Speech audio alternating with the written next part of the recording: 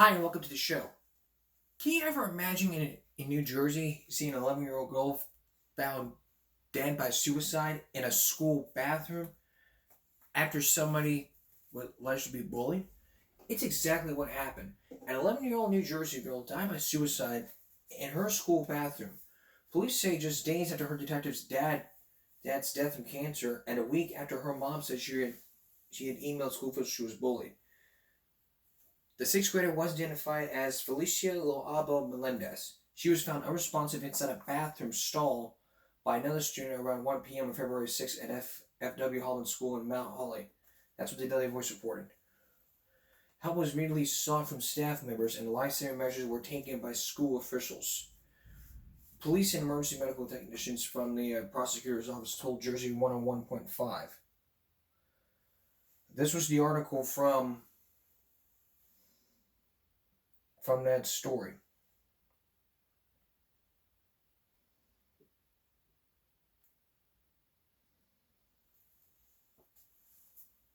She was 14 years old. New Jersey killed herself by assault after being assaulted by a classmate receiving a taunting text about a brutal beatdown. Now there was an audio recording that would help out, so take a look at this. If you are listening to this, my name is Felicia. You may know that, I was one of the last owners of this phone. Unless you are me, and, you're listening to this from the future.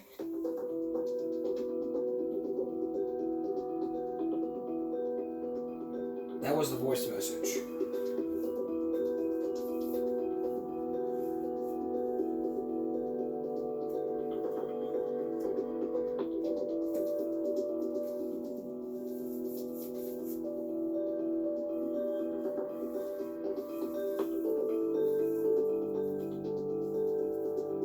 An autopsy determined that the manner of the sixth grader's death was suicide, and the cause was from complications of her suicide attempt.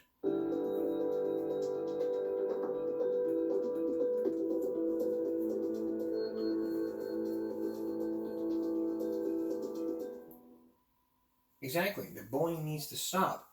If you're dealing with this, you know exactly how I feel about this. That's one of the main goals throughout the show, is to stop bullying and speak up. To really teach not just the kids, but parents and school officials on how to stop this before it's too late. I mean, let's say up front, you don't sweep this under the rug. You just basically don't. You deal with this right away and help others. We have principals, superintendents, who just don't give a crap. In every single story we talked about, there's not one school district that gives a crap about anything. All they do is just sit in their asses, count the money, spend the money, and hopefully they will go away. The term being swept under the carpet.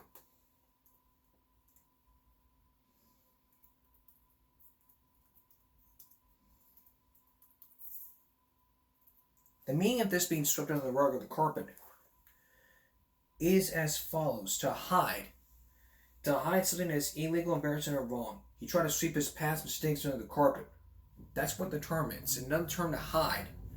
I mean, they hide this information. They sweep it under the carpet. You keep sweeping this under the carpet, it's just gonna haunt you the rest of the day. So, what do I need to do?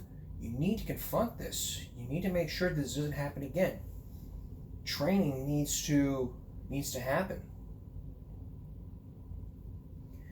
You need to be trained on how to handle this. I mean, if you're a superintendent, the leader of the school district, what you need to understand is, I cannot have this happen in my school. I don't want to lose a lot of money. I don't want to go to court. I want to fight this. I want to help them. That's why we have counselors. We have school resource officers. We have all of this. I mean, the main reasoning, like we talked about, the main cause of bullying is always the social media. It's always the social media. And we need to have rules put in place where you're not allowed to use your phone when you're in school. I mean, you only use it for educational purposes, like for calculators, if you're using it for a calculator, if you're using your phone for a calculator, that's okay. If you're using it to watch educational videos, that's good. If you're using it for like something else, okay. But if you're gonna, but in the cafeteria, that's a big no-no because that's one of the hot spots where all the fights happen. Meaning fights in the cafeteria, in the classrooms, in the hallways. That's what I recommend. We don't need phones in class except for educational purposes. The only time you're able to take out that phone is when you're in the classroom and the teacher gives you permission to take out your phone.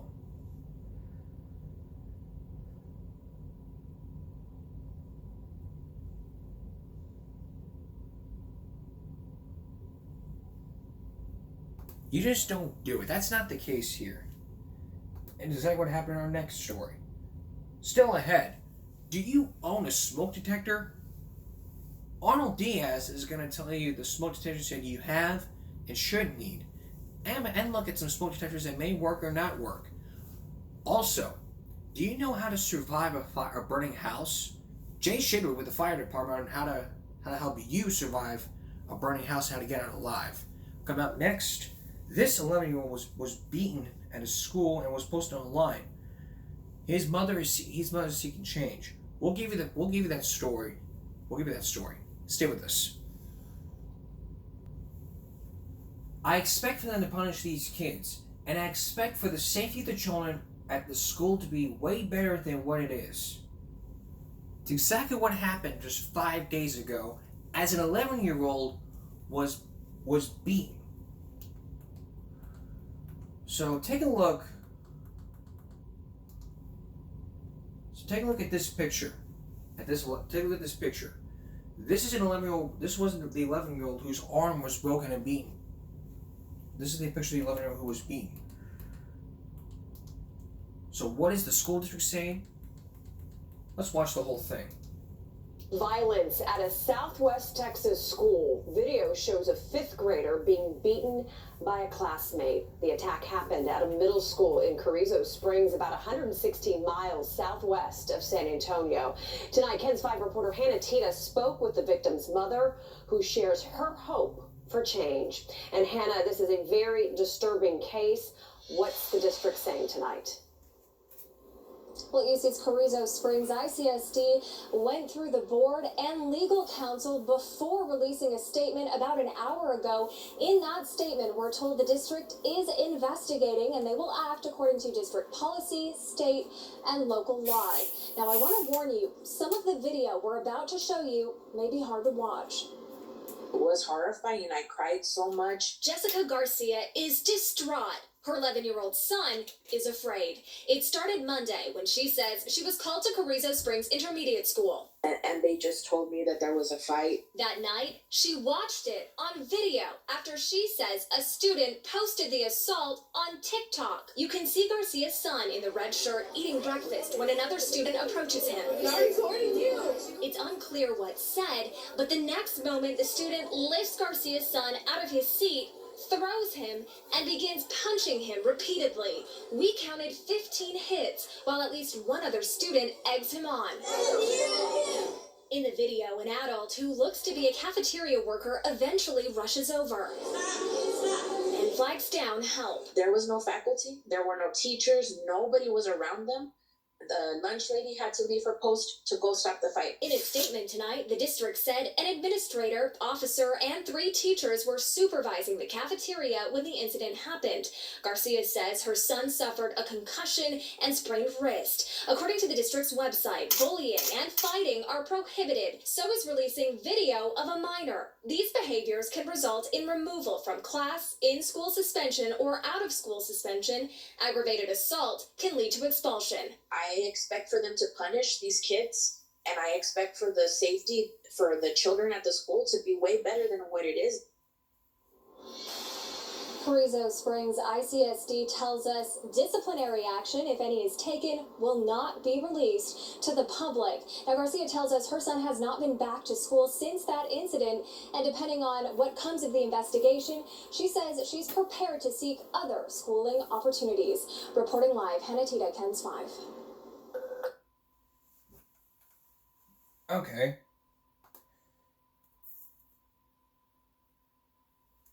Common sense alert. Hold on. Common sense alert.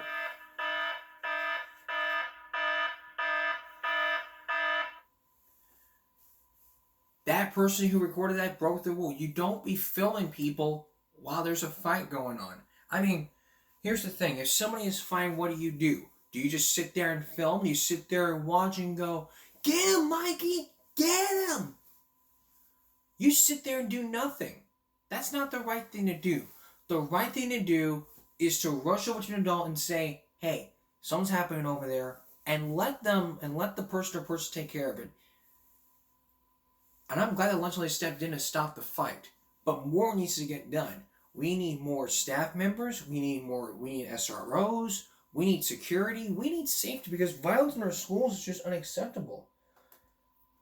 And from watching news reports, it's like, what the hell is going on here? School safety is number one.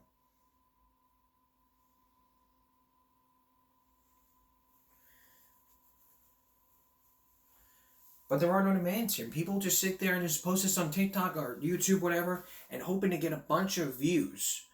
This isn't right. If I posted a fight that happened on if I posted a fight that happened here in Fire Bluff, and it was on YouTube, they found it was me, I'd be told to delete the video right away. I wouldn't just pretend to delete, delete the video. Okay, it's deleted. Then I would find out later that it's still on there. Then I'm like, "We told you to delete the video, but you didn't. Now you're gonna be punished." Okay, I'll delete the video. No, we told you this. Told you this. Every district has a rule that says you cannot be filming. No filming, no posting. A minor. You know what a minor is?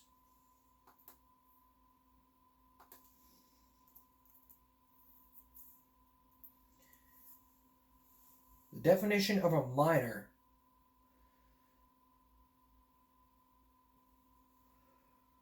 a person under the age of full legal responsibility, like under 18. In the case of that kid, he should have been suspended or asked to delete the video, then got in detention. In-school suspension, out-of-school suspension is not going to do a damn thing. It's like, yeah, I got to get off of school. No. In-school suspension is better than out of school. That's basically the whole key here. There's no way I would do this. If they ask me to delete the video, I will delete the video. But I'm going to delete it. I will not only delete it from the website, from YouTube, but I will delete it from my phone. That's just not the case here. It ain't the case of what's going on here. We've peeled a potato. Sorry. Violence. Sorry about that. We've peeled this potato, and yeah.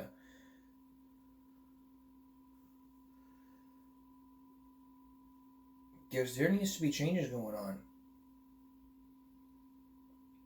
A lot of schools that fail to keep their kids safe, keep students safe, and more needs to get done here. So that's the bottom line here. Do you own a smoke detector? Where is it now? Is it in your room? In the kitchen? In the hallways? What if I told you that you need every single smoke detector from room to hallway to kitchen? Arnold Diaz is going to investigate this. And later, Jay Shadle on how to survive and evacuate your house when there's a fire happening. Stay with us. Safety break time. It involves the use of the things you treasure most in the house. Like your electronics, your electronics, everything you own. No, we're not talking about robbery. We're talking about what's in the house. Now, no doubt you have at least one smoke detector. But what if we told you really need 2 types of smoke detectors, and that you need every single smoke detector in your room? It looks like this. This is what you need to protect yourself. And then oftentimes, dust can get in and the battery can get in it. Tonight, we're going to show you what you can do so that your smoke detector doesn't die or lose the battery. And it involves one company that makes these smoke detectors. And in one case, it probably fails. Here's Arnold Diaz.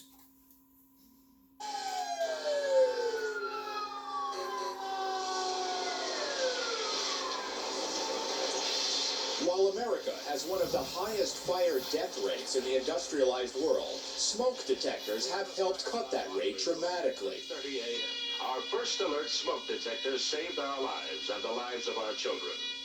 More than 90% of all homes now have a smoke detector.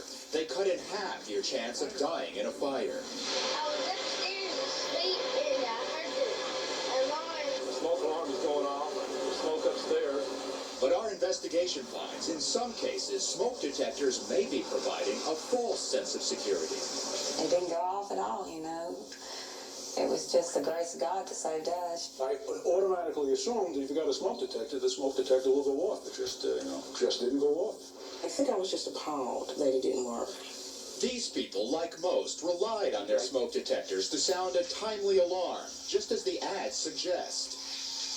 This house was destroyed by fire in 15 minutes. The message is the amount of escape time is critical. Because every minute counts. But a 2020 investigation finds that the most common type of smoke detector being sold today, the type you probably have, is not designed to give you the maximum time to escape from many house fires, smoldering fires that produce lots of smoke before bursting into flames. What kills people more commonly in fires, the smoke or the flame? Smoke, absolutely.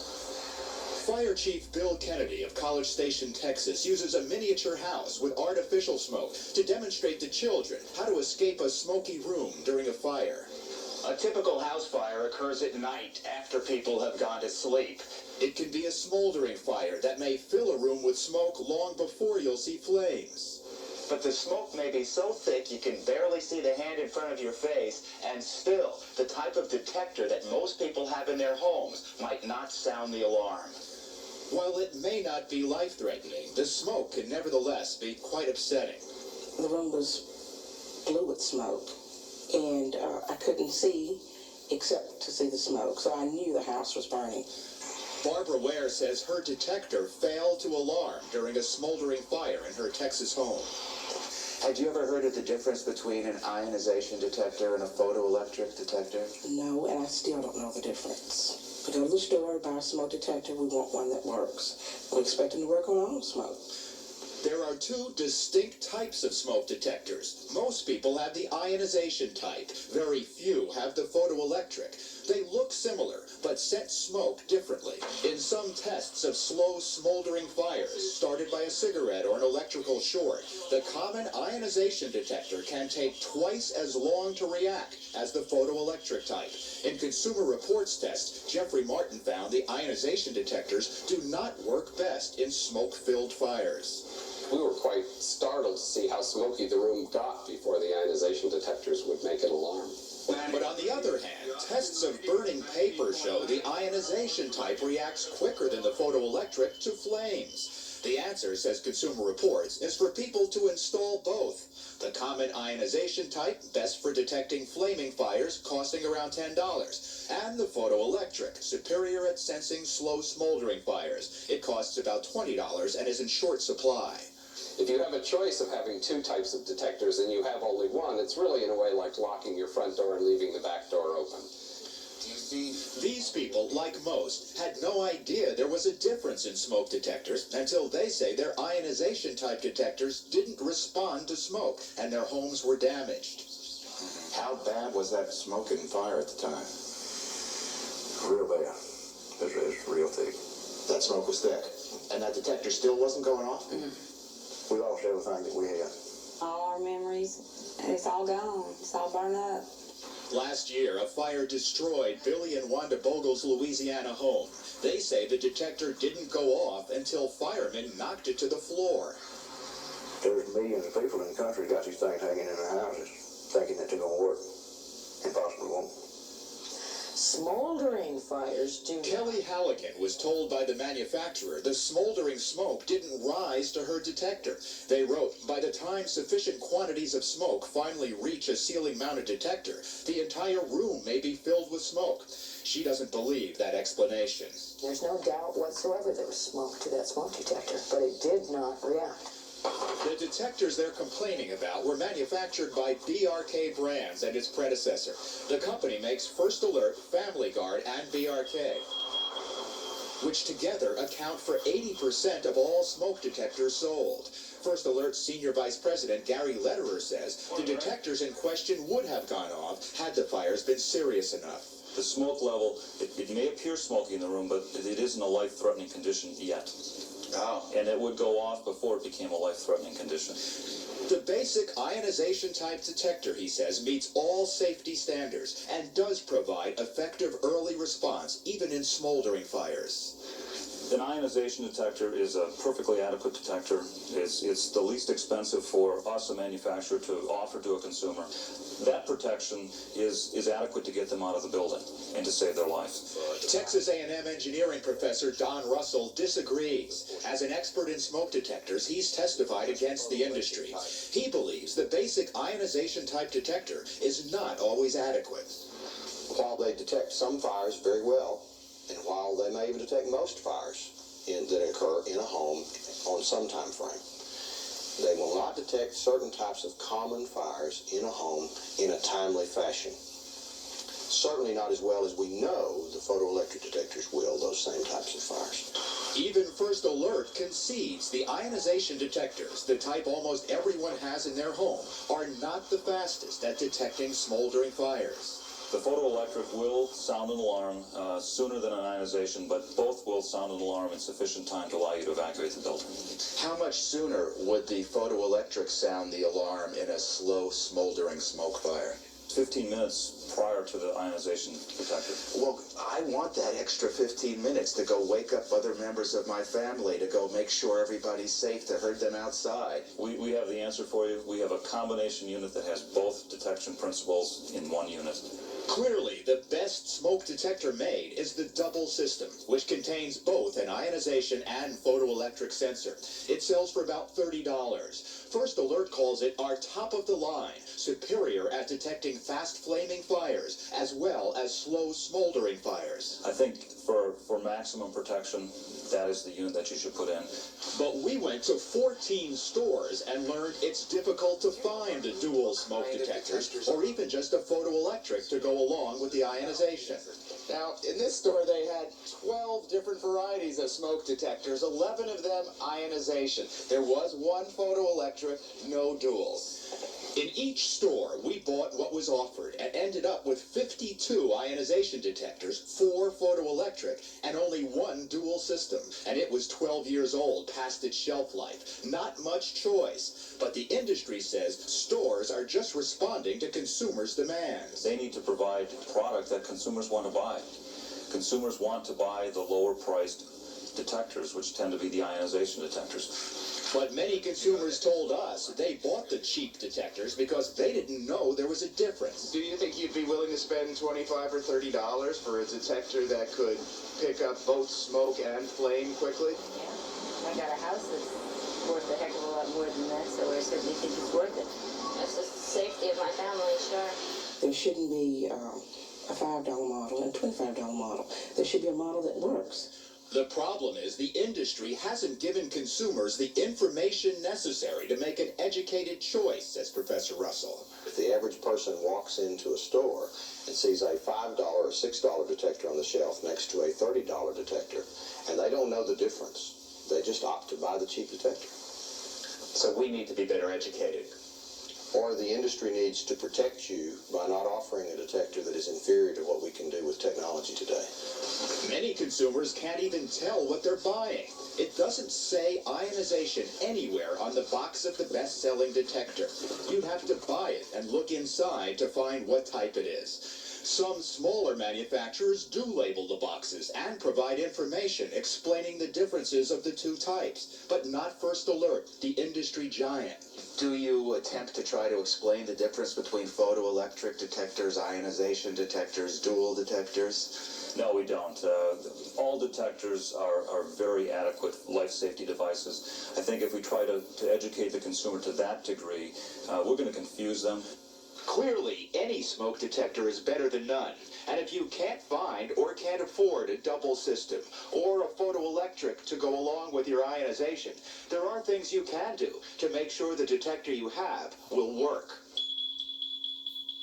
First, test your detector frequently. The industry recommends once a week, especially since a government sampling estimated as many as 1.5 million detectors may have component problems that could cause them to fail.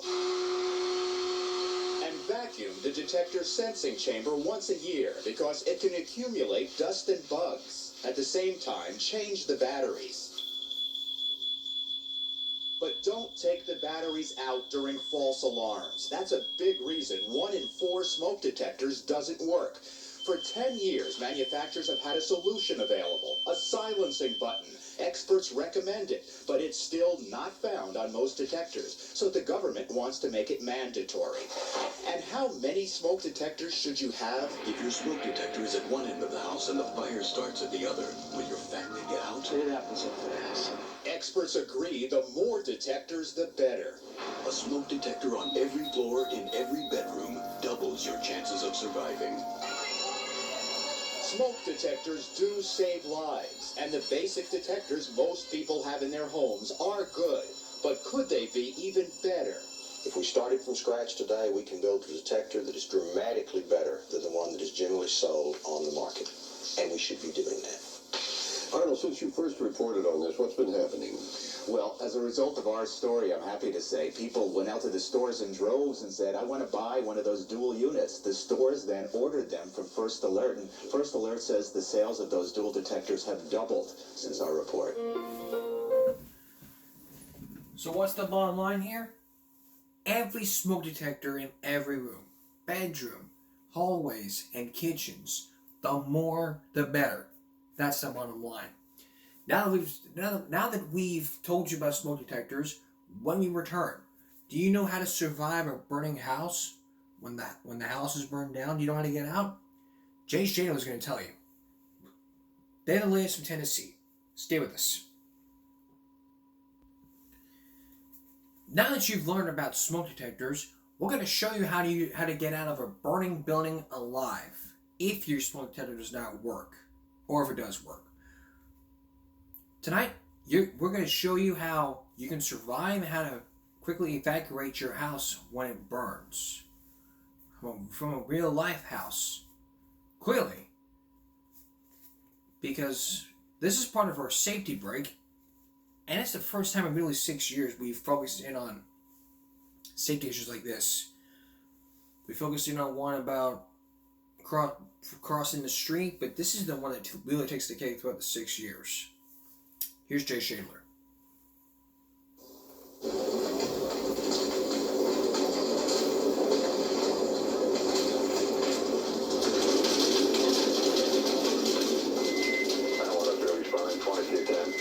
Every 16 seconds, somewhere in the United States, there is the sound of panic.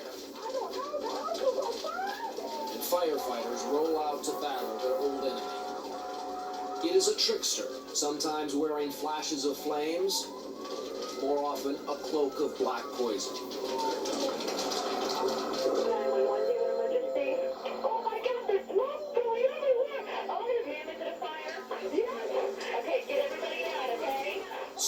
was the killer 2 years ago on Las Olas Boulevard in Fort Lauderdale.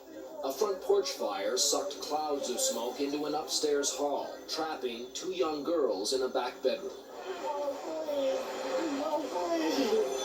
Neither their mother's cries nor the heroics of firefighters could save the girls. It was too late for them. 6-year-old Alexandria Eisenberg and her 4-year-old sister Nicole died of smoke inhalation. The blackened outline of their bodies, still clutching their stuffed animals, remains on the bedroom floor. The sad truth is those 2 children should be alive today and playing in this yard. Firefighters found 2 smoke detectors, one without batteries, the other not working. And 2 simple safety rules might also have saved the girls' lives. First, they should have been taught an escape route. They would have known to come out the back window onto the roof of the porch. And second, look back through that window. A bedroom door is in the corner. That door should have been shut. It would have kept out the toxic fumes that eventually killed them. Smoke is the real killer. Not many people die from direct fire contact. Most people die from the smoke. It's quiet and it's deadly. Battalion Chief Steve McInerney was on duty the night of the Las Olas fire. 16 years of firefighting have taught him that his nemesis plays no favorites. It comes to rich neighborhoods and poor, feeds on almost anything in your home, breathes oxygen, and exhales poison. I think that we're seeing more of that in the country because we have such an increase in plastics and hydrocarbons. Plastics are derivative of petroleum products. And so we reach a much higher temperature inside the ordinary house. Everything is given off a gas, and as it heats up, then everything bursts into flames like that, and you have complete incineration. And yet the simplest precautions can save a life. Primetime, in cooperation with Fort Lauderdale Fire Rescue, is going to try to help you save yours by showing the pictures no one sees, watching a fire from the inside out. This single-family home was scheduled to be demolished, but instead it's going to burn.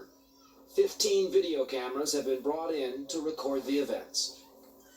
And 9 of those cameras we have positioned inside the house, some near the ceiling, some near the floor.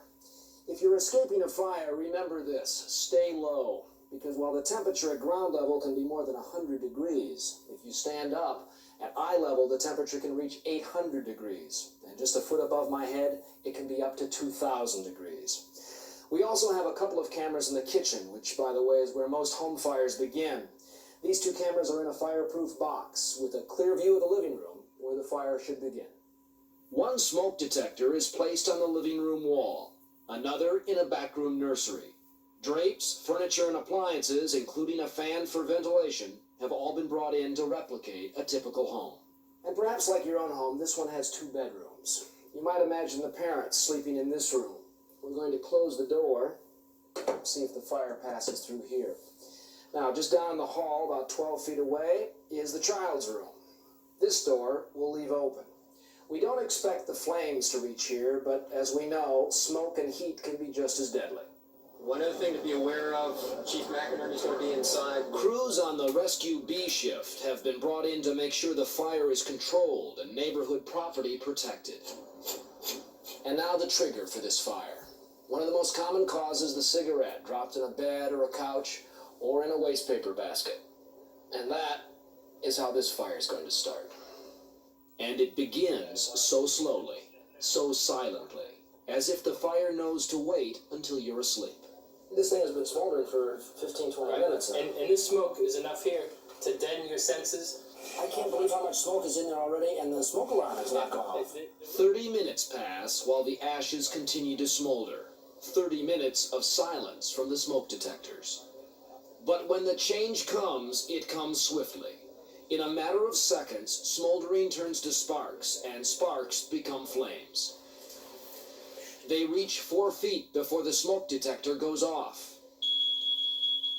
Even though it's located just 6 feet from the fire, how far away might yours be? Now, watch the clock. We move into time-lapse. In just 2.5 minutes from the alarm sound, a thick curtain of black smoke descends through the hall and into the nursery. It'll settle on you like a blanket, You wake up in those blinding, choking seconds, frantic, and if you really don't know what to do, most cases you're going to become a statistic. Remember the bedroom where we closed the door? That thin barrier is still keeping the room largely free of heat and smoke, while just inches away, it's an inferno. There's no time now for pets or possessions. Forget them. A fire like this is doubling in size every 30 seconds. We have a house on fire at 1126 Northwest 8th Avenue. The first engines arrive on the scene 4 minutes after the 911 call. That's the average response time for firefighters, but they're already having to play catch-up. Steve McInerney and I will join 3 other firemen in the first team to go inside. Oh boy, it's hot on my back.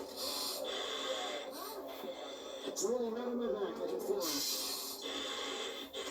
Oh my God!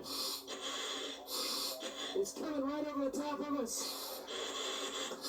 The heat on my back is amazing. Yeah, the carpet is on fire. I got you, Steve. I can feel the heat right through my gloves. It's pitch black in here. I can't see anything. The fire is fought in total darkness. We creep along the edge of a side wall toward the back nursery. There's the crib. Yeah, it's too hot. It's too hot. There is no way a child or adult could make their way through here. Our air tanks will last 20 to 30 minutes, but this fire is controlled in a fraction of that time. And in a sacred ritual among firefighters, the same team that went in together gathers near the door to come out together. I'm exhausted. I was in there for a very short period of time. And we knew where we were going. We knew we were heading back to the back wall, going on the ground, back to the nursery. Right. What if you don't know where you're going? The seconds are ticking away. Tick, tick. Because we could go straight down. We might think that bedroom is straight ahead of us. You don't know. The fan was destroyed. The phones were destroyed. The couch was destroyed. And now when we went back into the nursery, the crib was fine. I mean, the crib was that all smoke. right. I mean, I think it's black soot. I mean, you can see it on your face. It's permeated your skin, your hair. It's everywhere. And we were just in there for a matter of minutes. I mean, you can see the helmets were so hot to the touch that even when we came out, you couldn't really touch them with a bare hand. Less than an hour later, we return. Let's take a look inside here. This is where we crawled, right here. Everything is charred, scorched, or melted. Here's where the phone was over here. It's gone. It's gone. Melted and fell right off the... Is it down here? Yeah, let me see here. Here's the phone. It's not hot anymore. That's what's left of it. There's the phone. You see here is what's left of the waste paper basket. That's right. Here's where it started. And you can see the little pieces of wicker. Yeah, that's all that's left there, isn't it? This is curious, this wall here. What we have almost a timeline on the fire in a way, don't we? Exactly. Tell me about that. And you can see that the smoke moved back here. It's much blacker here in the back. Right. Because the smoke is seeking the path of least resistance. And that was an open door. So what happened is that drew the smoke and heat. This is the children's room. Look at this. Now look. Down here. You come across the top of the crib. That's what was in the baby's lungs. Or would have been. And that's the stuff that's quiet and deadly. That just comes down on top of you like a blanket. In the end, the lessons of this fire are both simple and powerful. Smoke detectors. Buy and use them. When they sound, know that time is already running against you. Stay low and get out fast. Then call 911. Keep your inside doors closed. And before a fire starts, plan your route of escape. Because when the blanket of smoke descends, you can be lost in your own home. And the only light is deadly and coming your way. We want to thank the City of Fort Lauderdale and Fort Lauderdale Fire Rescue for their help with this story. And before you go to bed tonight, check your smoke detector. Firefighters say up to 1/3 of all smoke detectors they find during house fires were not working, usually because they were disconnected or had dead batteries. That's the whole bottom line. And if you're at work, always know the routes. If your boss always asks you, do you know the fire escape route? If you say yes, then you kindly explain. If you don't, and I really do mean this, if you don't, just plainly ask them, I'm sorry, ma'am, I don't quite necessarily know, but could you maybe refresh my memory? That way they know. That's number 2. Third, write it down so that way you can remember your escape route.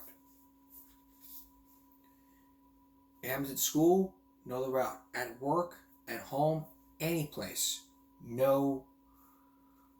always know the exit routes, the emergency exit routes. That way you can still survive and get out alive. Forget your possessions, forget everything. Everything can be replaced. We talked about fire drills and all. Let's get back on a Throwback Thursday this week. We'll be right back. Everyone wants gun safety laws, especially parents, and in some cases you're about to hear these students. Take a look. Tonight, chilling new details about the shooting at a private Christian school in Nashville that killed 3 children and 3 adults. Investigators revealing Audrey Hale, who was armed with 2 assault-type guns and a 9mm pistol, fired 152 rounds inside that school from the time the former student entered the building until the moment 2 officers took Hale down 14 minutes later, with less than 10 rounds, according to police.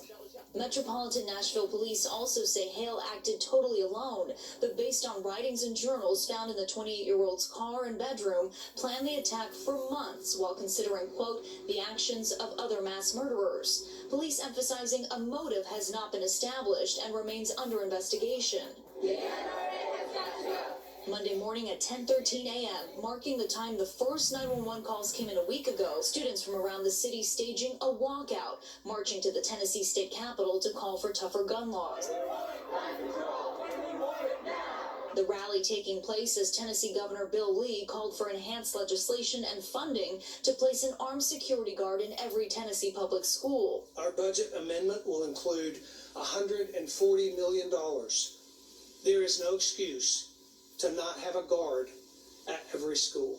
Also demanding physical school security at both public and private schools and additional mental health resources for Tennesseans. We cannot control evil, but we can do something. The governor, however, stopping short of addressing the gun debate, despite the growing calls from students and advocates. We're turning this moment of pain that Nashville's having and turning it into a movement and demanding better from the Tennessee legislature. Through tears, the generation under fire mourning heavy losses. Sitting down to honor their fallen classmates, recognizing all of the lives needlessly cut short.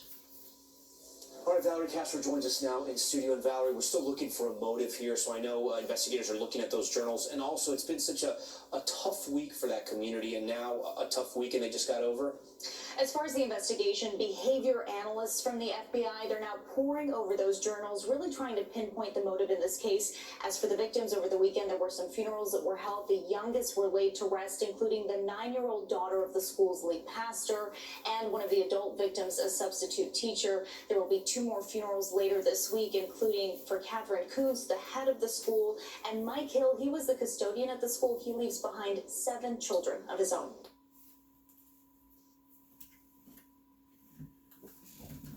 That's the very latest from Tennessee. If anything else happens, we'll let you know.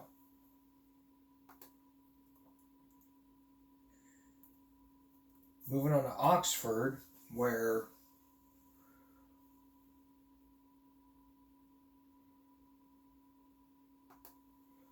just 15 hours ago, the neighbor is now the new witness in this case. Michigan School Street, the family's neighbor, reveals parents left him alone to go out and drink. This just in, breaking the teenager charged Listen. with killing 4 students at his high school in Michigan almost a year ago is expected to plead guilty next week, this according to one of the prosecutors in the case. Ethan Crumley was 15 at the time. That was what we were on. The neighbor says the quiet boy next door was never okay. Years before he was executed, he executed mass shooting at Oxford High in November. Ethan was 15 years old when he fatally shot 4 students. He was never okay.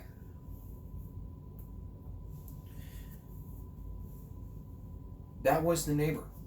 The neighbor said that Ethan was left home alone, and the parents went out to drink. He was never okay, and I honestly believe he could have been. Suzanne Jennerson was the former neighbor who told the Detroit Free Press.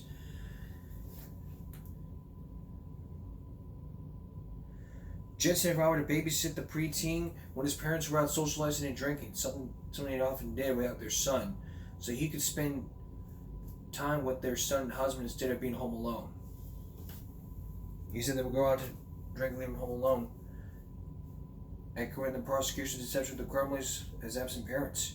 He was scared he would come over to my house and say, I can't be here because I'm going to get into trouble.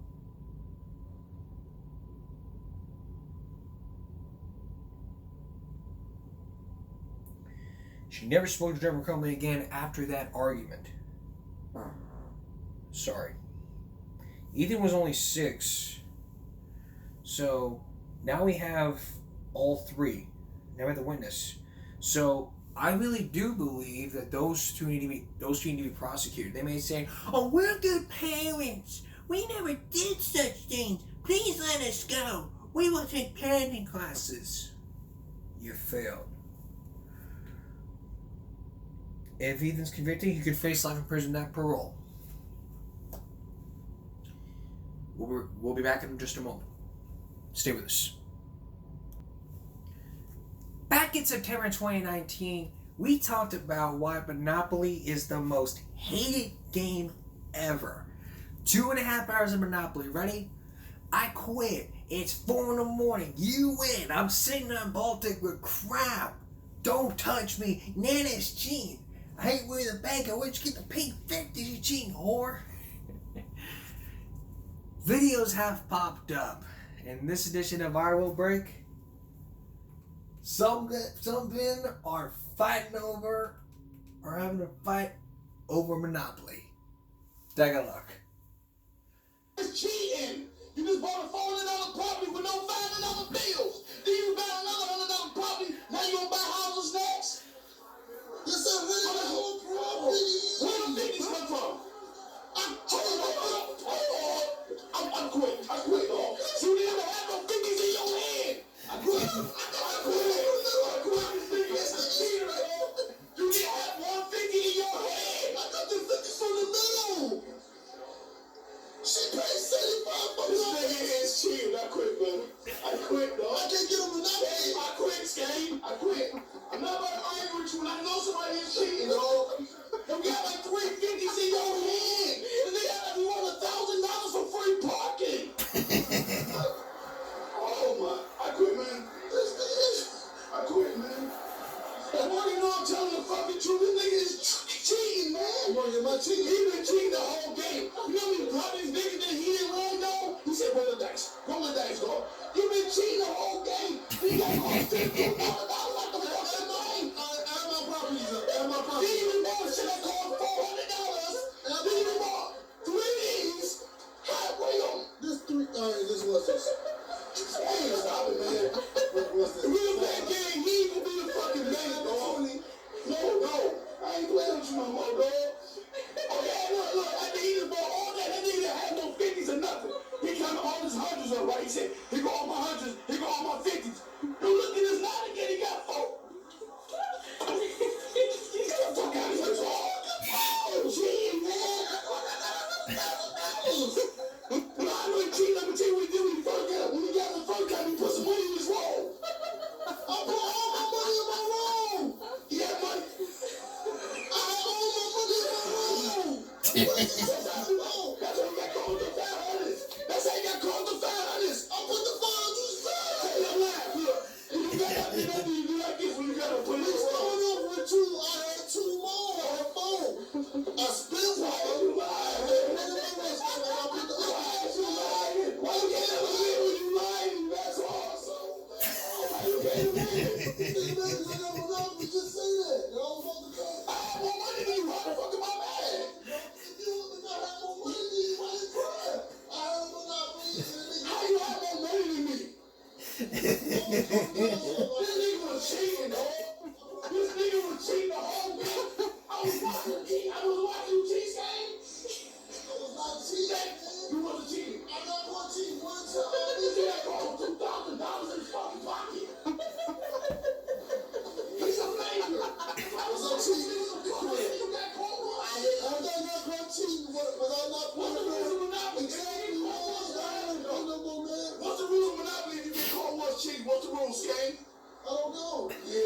also, motherfucker. You never know when you wrong. When everybody... That was actually funny. Let's look at the comments for this video. Let's look at those comments. Who ponders? When I explain what capitalism looks like to my kids and their kids and neighborhood kids, I pull up videos like this every time for Black Rose, Bobby Joe Young. But I believe like the only board game that ever gets serious, and I've seen situations like this, which makes it all much funnier. So thumbs up for the upload, because it brings back memories. Who ponders? If it was real money, someone would have died. Oh, nah, Jake tripping. It was real money, I think. Really, I played the game Monopoly. You didn't cheat. If you're not going to cheat, why you play Monopoly? As the little man once said, I ain't my phone no popping no fun no bills. I can't get a Monopoly. 1%. Yeah, he's cheating. I feel this playing another regular game of Monopoly. Come on, he ain't cheating. The builders are just building them out. The builders are building them out. Monopoly has caused more family fights. LOL. That family is not chill. Too damn emotional. I've been there and play $500 a game. Man, I'm so dead. This video blank and hilarious. Well, I came back to watch Bobby fight Tony the Sopranos. What is going on? Is this a movie? An arrest from a bait car?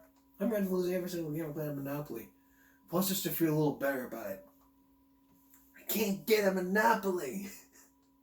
That's the problem. It is house rules, not Monopoly rules. No, mine is sitting on the board for free parking. Monopoly relationship ruiner. Alcohol Monopoly don't make. Alcohol Monopoly don't mix. My man said he got caught cheating one time. He said he cheated. Rest in peace, iPhone users. That shit had me laughing harder than a bitch. Well, these are the same people from Fight Over a Cheeseburger video.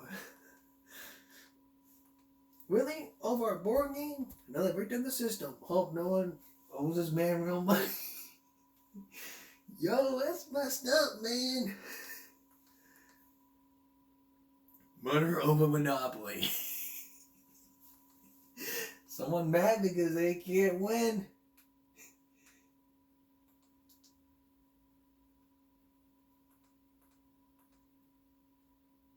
Alright.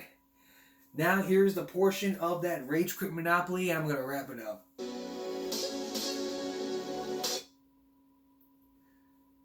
Where this kid had quite the mouth because he could stay in jail. We're going to get to the end here to where he probably right about here.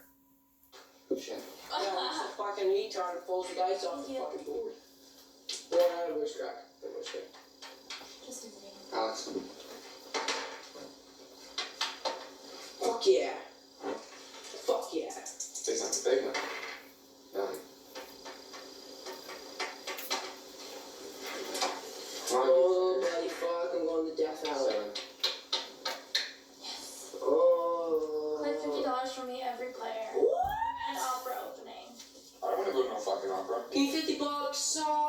Fuck. Here you go. Already did. Dude, what the hell?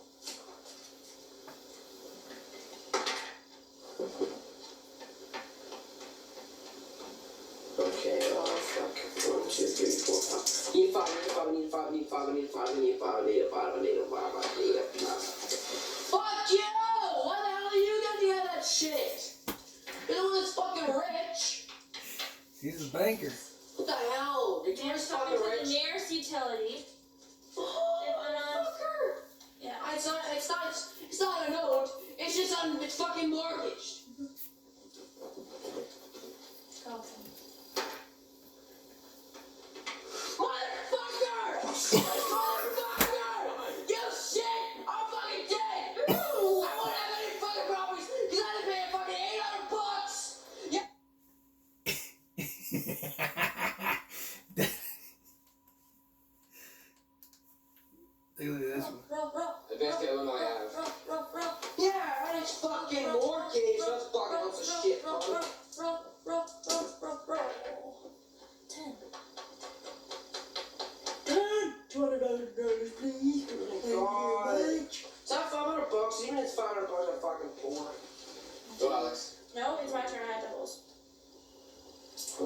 shit. I love it. Electric. $110. No, it's mortgage. It's mortgage. Motherfucker. God damn it. Don't do that just in case I'm fun. Don't jinx it. Don't fucking jinx it. Put it back on the pile. Roll forward. Damn it. Yeah! Fine. Here we go again. Here. Aww. Fucking bird. No, New York is mine. God damn it! Why? Fucking love this shit. Motherfucker, why? 1, 2, 3, 4. I got it! Fuck! Fuck yeah, boy! My toes. These fucking deals are. Now here's some of the comments that I wrote down while I was watching this video. I said 5 years ago, don't cuss in front of the girl. 2 replies like, just because she cheated. Then 6 years ago, I replied saying, that person in pink had quite the mouth. If you think this was an overreaction, you clearly never played Monopoly. Demonstrates your ordinary love of American teens to see puberty. Imagine how this kid would have reacted to the poverty crisis in 2008.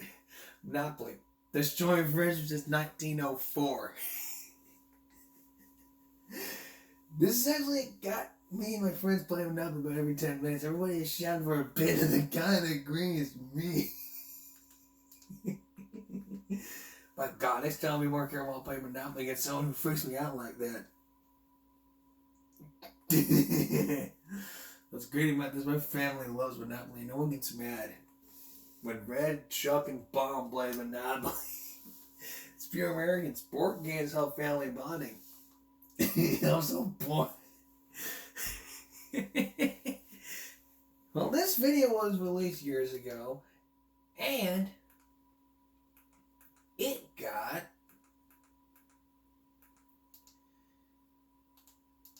this video had gotten 57,496 views back in 2013, almost 10 years ago.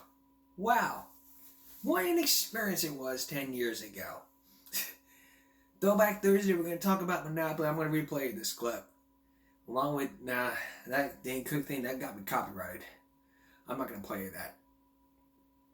And 2.5 hours of Monopoly. Come on, we can break Wednesday. Traveling the border. If you plan on going on vacation during the spring or sometime in the summer, we'll give some tips. That's Give Me a Break for this Monday going to Tuesday. We'll see you again with Give Me Breaks Wednesday. For everyone here at YouTube, have a good night.